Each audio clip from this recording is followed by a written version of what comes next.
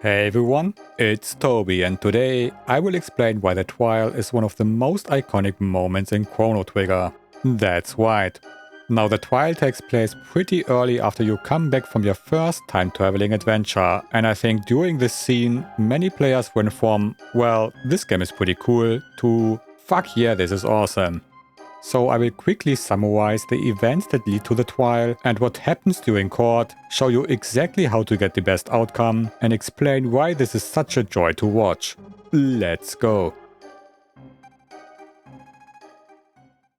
So the trial takes place after Crono, Luca and Mal come back from their first time traveling adventure, which is pretty early after only like 2 or 3 hours of gameplay.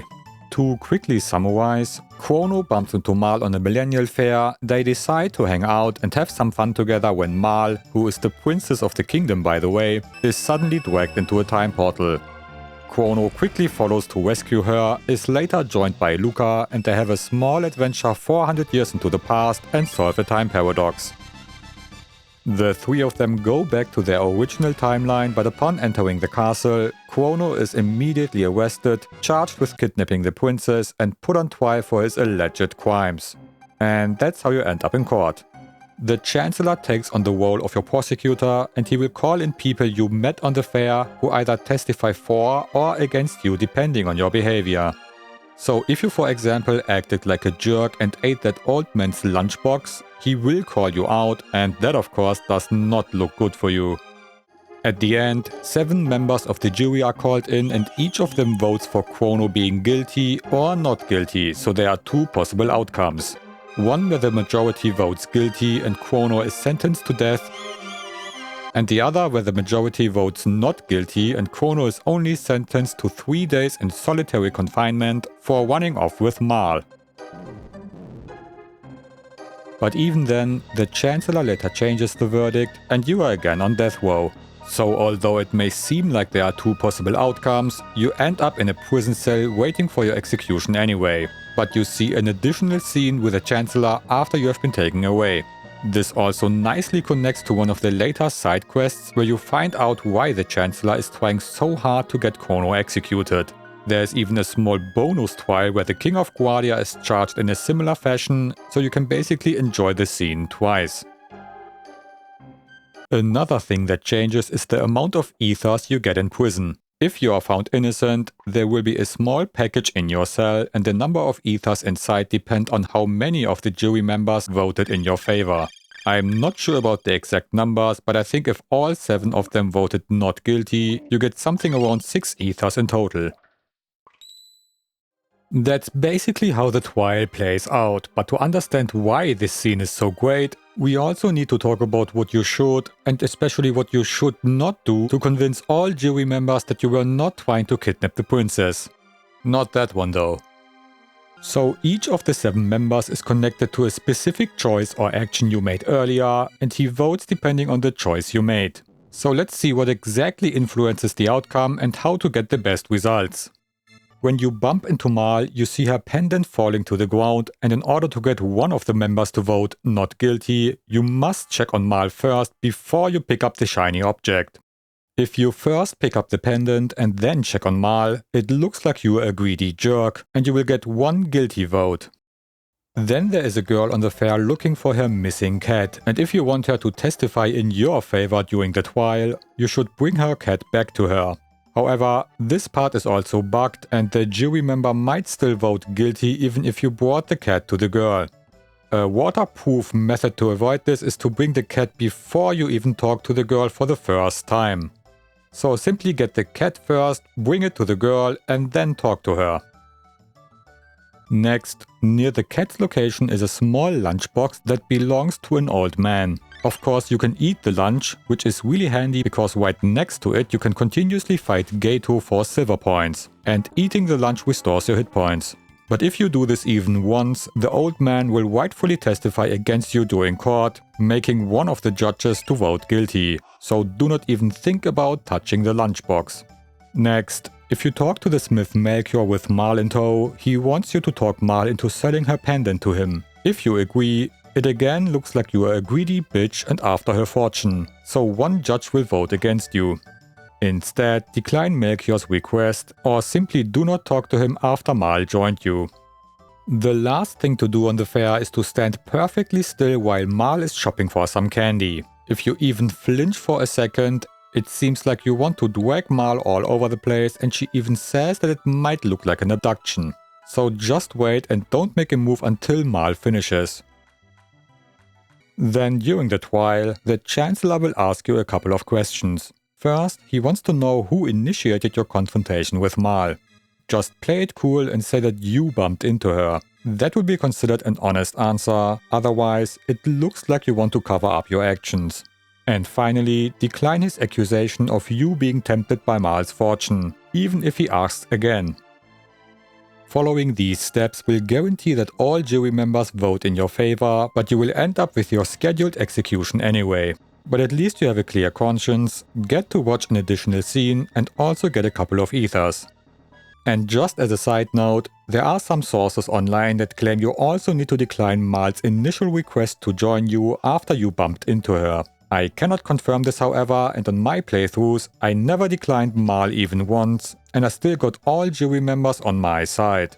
Just wanted to let you know. So now that we understand what happens during the trial and how to influence the outcome, let's talk about why this scene is such a joy to watch. So if you look at the things you must do to get the not guilty votes, it becomes quite apparent that the developers set you up for failure.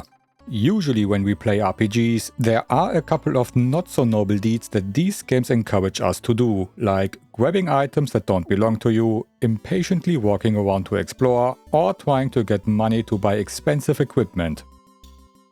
These are things we do to get the most out of our adventure and to minimize stuff we can potentially miss. Fact is, in RPGs we may play the role of the noble hero, but we also spend a surprising amount of time being less virtuous. Man, you are such a pig, Crono. And we do this because, well, first and foremost, it's fun to get stuff for free, but also because these games even encourage us by not implementing any repercussion. Chrono Trigger, however, puts a small mirror in our face and exposes us pants down in our not so glorious moments. And it does so in a brilliant way for 3 reasons. First, every time you are called out during court, the game plays a small flashback showing you red-handed during the act to drive down the fact that it was your fault for not behaving. This is what I meant by being exposed pants down. You immediately see what you did, when you did it, and why this is a bad thing, so there's no point being upset with anyone but you. You ate the old man's lunch, you tried to sell Mal's pendant, you couldn't stand still for 10 seconds, and you touched yourself after finding that juicy Naga bromide in the cathedral. Wait, forget that, that was just shh. Anyway, showing you the exact moments you failed is also a nice way to let you know what you should do on your next playthrough, so it also adds to the replay value. The second reason why this scene is so good is because you are not severely punished for your actions and you only get a small slap on the wrist.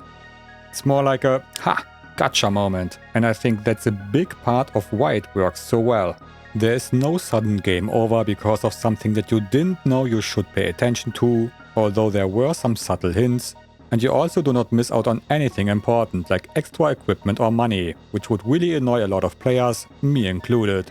Instead, the game only pretends that your actions have a severe consequence when in actuality, your behavior really didn't matter for the final outcome.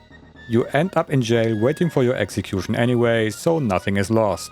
Except maybe your head in 3 days.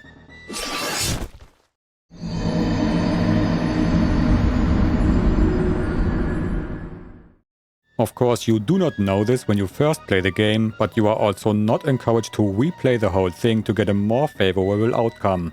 You would basically have to start all over again, and there is a fair amount of time between your actions on the fair and the trial taking place.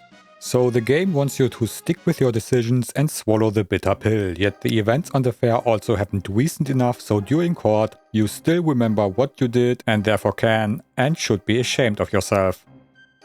And finally, although the outcome of the trial might have some implicated consequences for Crono's well-being, the whole scene has a more, let's say, entertaining atmosphere. This is to some extent thanks to the incredible and funny soundtrack, which always gave me the impression that I was watching a comedy play rather than a serious and potentially lethal court hearing. But also the design of the Chancellor plays a part in how this scene is perceived. The developers gave him special animations like this jaw drop or his frequent rantings, which make him more of a comedy villain than a serious threat. This is especially shown after your fight against the Dragon Tank, when you casually use him as a bridge to walk towards your freedom. Seeing that comedy villain leading the case against you, hearing the incredibly goofy music, and watching all these sketchy dialogues not only add to the scene's light-hearted atmosphere, but together with the intentional medium manipulation to call you out on your behavior, I think it's fair to say that this is an unforgettable moment and a real testament to how much the developers cared about giving you the best possible time and to surprise you in ways that you totally did not anticipate. And although this scene is not so important for the overall story, it highlights why this game is still so beloved even after 30 years of its original release. So yeah, this is why I think the trial is such an iconic moment, but what do you think? Do you have other favorite moments that you fondly remember? I can at least think about one more that made me realize what an awesome game Chrono Trigger is. If you are interested, I might do another video about that one too, so please let me know by liking the video or leaving a comment. And don't forget to subscribe to my channel for more content about your favorite video games, because this is to be continued. Thanks for watching.